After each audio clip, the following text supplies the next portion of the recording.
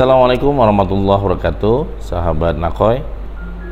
Kita semua baru saja melewati hari penting, yaitu Hari Ibu. Saya beruntung bersyukur karena ibu saya sekarang lagi ada di rumah saya. Sudah hampir 1 bulan di sini. Tapi sebenarnya ibu saya sendiri sering datang ke rumah saya di Serpong.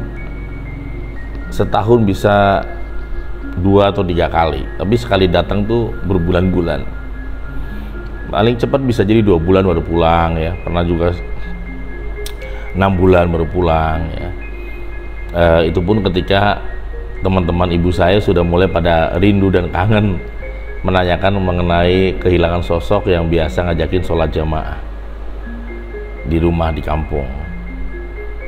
Kalau kita bicara ibu, saya yakin dan percaya bahwa sehebat-hebatnya kita, sehebat-hebatnya Anda, saya, bahkan kalau Anda hari ini memiliki ribuan piagam, Anda memiliki ratusan ijazah, ratusan sertifikat, semuanya itu masih kalah oleh sertifikat yang dimiliki oleh ibu Anda, oleh ibu saya. Hal ini pernah saya ceritakan dalam sebuah cerita di dalam Seven Awareness, ketika seorang anak pulang membawa sertifikat atau piagam kemenangan acara olahraganya, dan ayahnya kemudian memuji anak ini, dan anak ini menanyakan, ayah juga banyak piagamnya. Iya nak.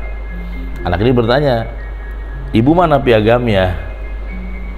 Ayahnya terdiam, dan dia bilang, ibumu nggak ada piagam, nggak ada ijazah, nggak ada piagam yang dipasang di ruang-ruang tamu ini nak.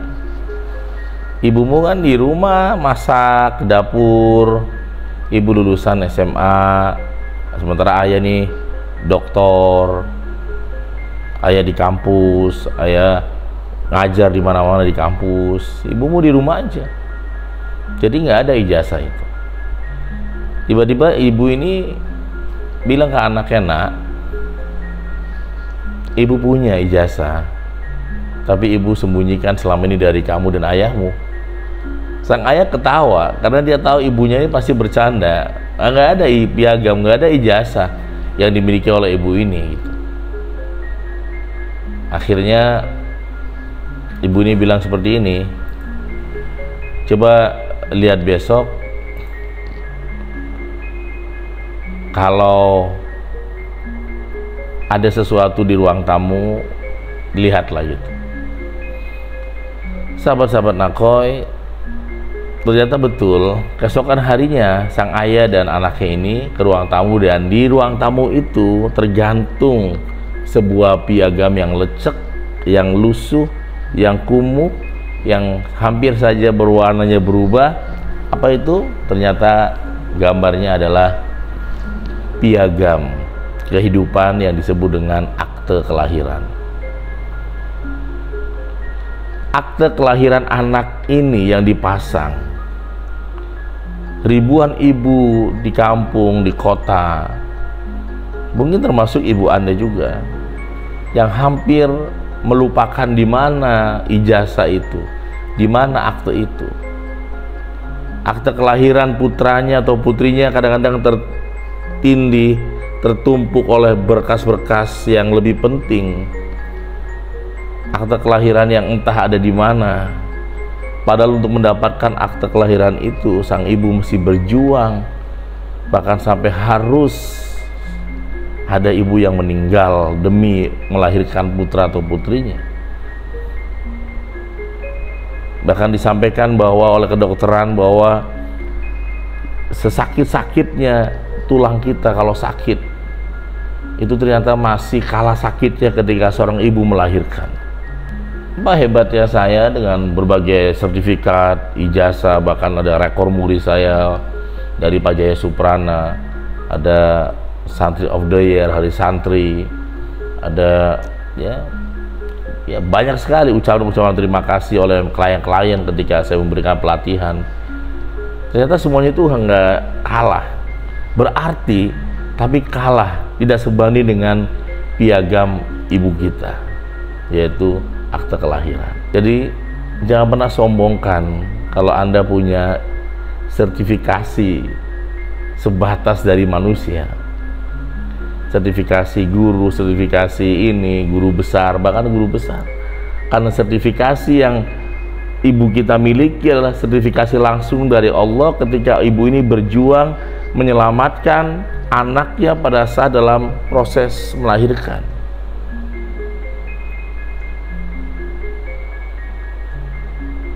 Dan seringkali kita lupa bahwa dialah sosok yang paling lama bicara di hadapan kita pada saat masih kecil. Padahal yang kita bahas adalah itu, dan itu. Bisa 5 jam, 6 jam, bahkan 10 jam. Anak waktu udah kecil ngomong itu lagi, minta mainan itu lagi, mainan itu lagi. Apakah ibu mengatakan bosan? Bosan ibu dengerin kamu? Nak, enggak. Tapi coba kita cek hari ini. Cek kita sebagai anak. Sebagian kita merasa bosan mendengarkan ucapan ibu yang tiap hari berkata yang sama, bukan?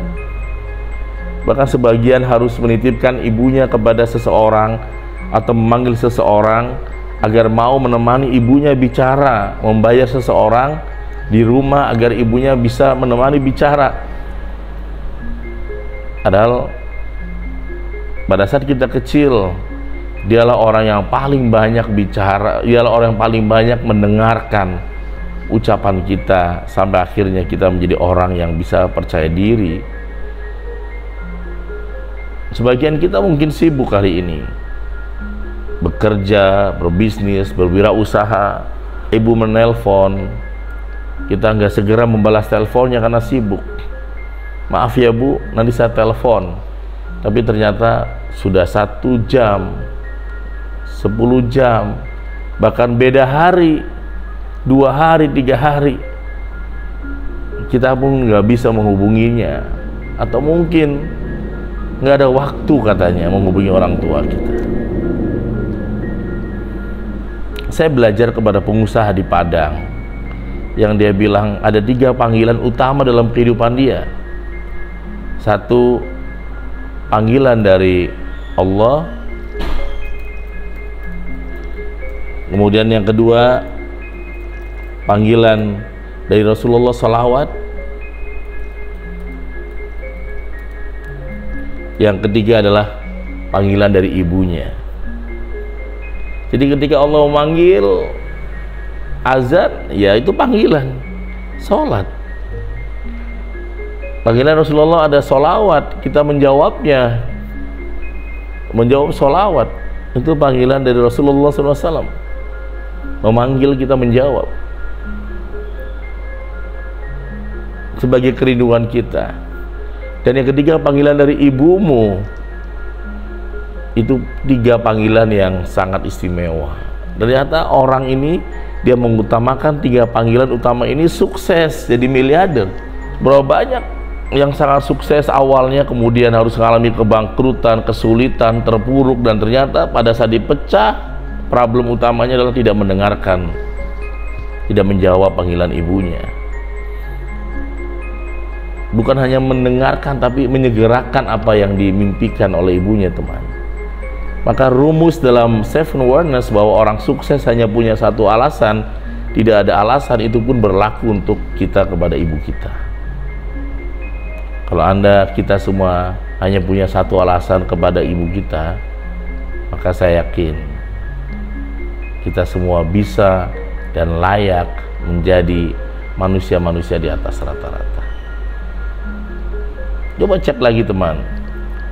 Mungkin Anda pun setuju pada saat tadi saya sampaikan, ibulah orang yang paling setia, paling loyal, paling ada waktu ketika kita masih kecil bicara dan sedang berlatih bicara, bahkan dilatih bicara oleh ibu.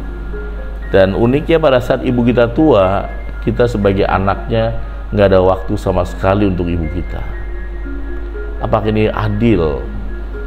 Mungkin kita masih berpikir, merenung, bertadabur, bertafakur masing-masing.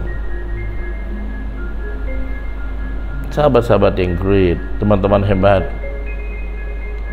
pada saat kita juga kecil, kita masih sangat kecil, teman-teman yang hebat, sahabat yang great, dalam doanya selalu ibu memasukkan nama yang diyakininya akan dikabulkan oleh Allah, dan nama itu adalah namamu, bukan? Dia selipkan namamu dalam doanya agar kelak anaknya sukses. Dan berapa banyak di antara kita yang hampir lupa, hampir nggak sempat memasukkan nama ibu kita dalam doanya karena kesibukan kita yang super sibuk dan nggak ada waktu untuk membahasnya, teman. Bahkan satu hal yang terakhir, pada saat ibu kita menjelang wafatnya, bahkan ketika di ujung akhir hayatnya, dia memohon kepada Allah agar setelah dia wafat, setelah dia pergi, setelah dia berbeda alam dengan keluarganya, dia ingin anaknya yang disebutkan itu sukses. Dia memohon kepada Allah agar putranya, putrinya diberikan jalan sukses min haitsu la yahtasib, tidak terduga dari mana caranya. Maka berapa banyak di antara anda, kita semua, kita semua yang punya karir semakin bagus, karir semakin sukses, karir semakin maju, karir semakin hebat, justru pada saat ibu kita nggak ada. Apakah itu semata-mata kerja keras kita top, kerja cerdas kita saja, kerja pintar kita? Tidak. Bisa jadi di antara kerja keras kita, di antara kerja pintar kita, di antara kerja-kerja kita, ada doa-doa yang ibu kita selalu panjatkan sejak kita masih kecil sampai hari ini. Maka beruntunglah bagi orang atau anda yang hari ini masih memiliki sosok ibu itu. Dan buat anda yang telah kehilangan selamanya, maka tidak ada pilihan. Jadilah pribadi yang terbaik, pribadi yang baik untuk banyak orang, menebar kebaikan. Karena setiap kebaikan yang anda lakukan akan berdampak kepada ibu yang kita cintai, teman. Pada saat kita mau berbuat yang kasar, yang gak layak, yang gak baik, yang gak ada adab, kita ingat bahwa kalau saya lakukan akan berdampak kepada ibu saya. Maka kita punya kontrol sosial ketika ingin melakukan hal-hal yang buruk, hal-hal yang gak pantas, teman-teman yang great, sahabat hebat.